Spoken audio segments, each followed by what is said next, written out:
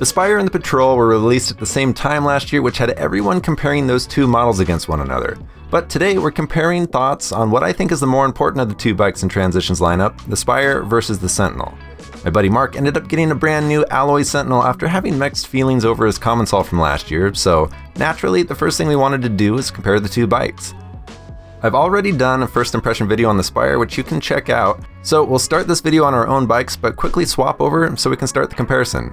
This is Mark's literal first ride on his new bike, so let's stop wasting time and get to it. All right, let's see how the jelly legs are. Yeah, air shocks are all about. Have you even tweaked it at all? Put everything in the middle? I set it to sag last night. All right, I'll watch you. Watch me. Yeah. Whoa! Almost died.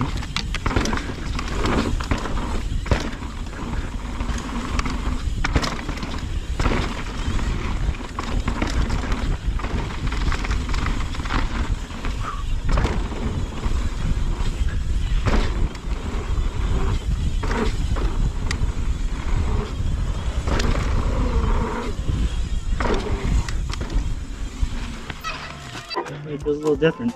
Different in a good way or just a different way? Feels a little squirrelier. Yeah. Takes a little bit of getting used to. It's not like flying a Boeing 747. Right. It's just like... Yeah, it's a departure from the meta. We did a couple more laps just to get a feel for our own bikes because I've barely had any time on mine as well. So we hit a small jump line to feel the bikes in the air.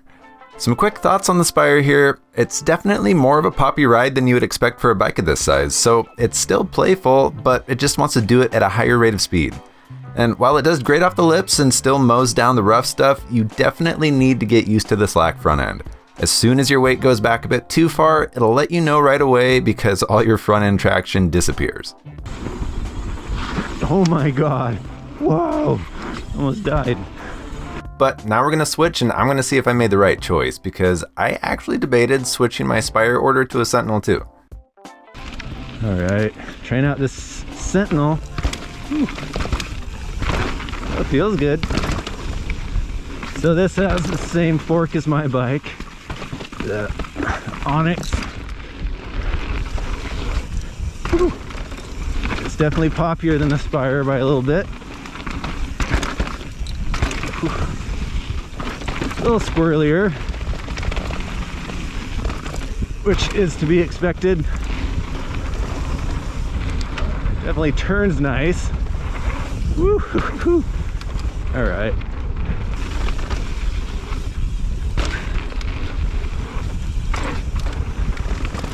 Oh yeah, you can really push this into turns. Oh. Dude, yeah.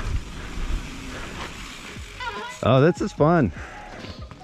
I would have been plenty happy with the Sentinel too. This feels way more planted. Oh yeah. It feels heavier riding.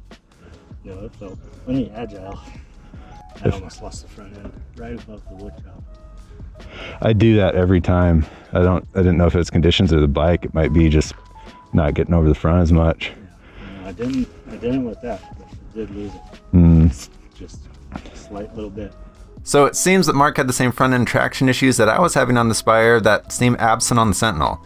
It's possible that tire choice is a variable, but I'm leaning more towards both of us just not being used to such a slack head tube angle. And it's good to note that we're riding the Spire in the slack position. So just climbing for a second, this bike feels a little more composed than the Spire. It doesn't wander as much, just feels a little more straight to your rider input. So Sentinel is definitely a little easier to climb with, which I expected, and I'm sure you all expected too. But we're gonna go up, hit the jump line, and just see how playful this thing is compared to the Spire in the air a little bit.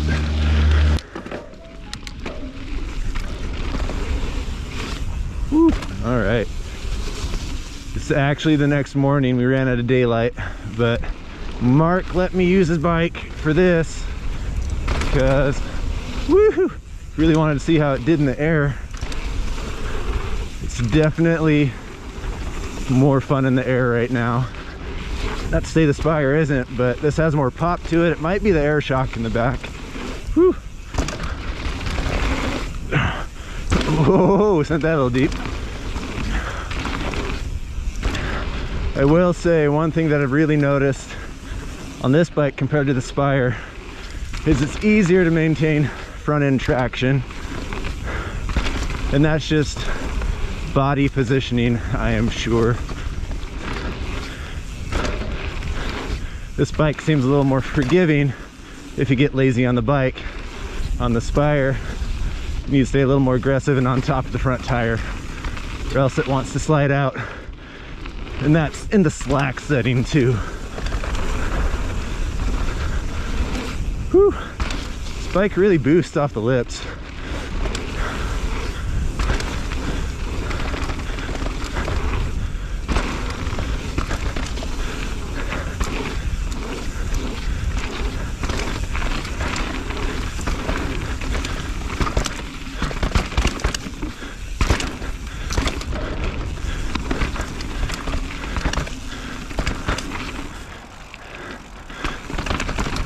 All right.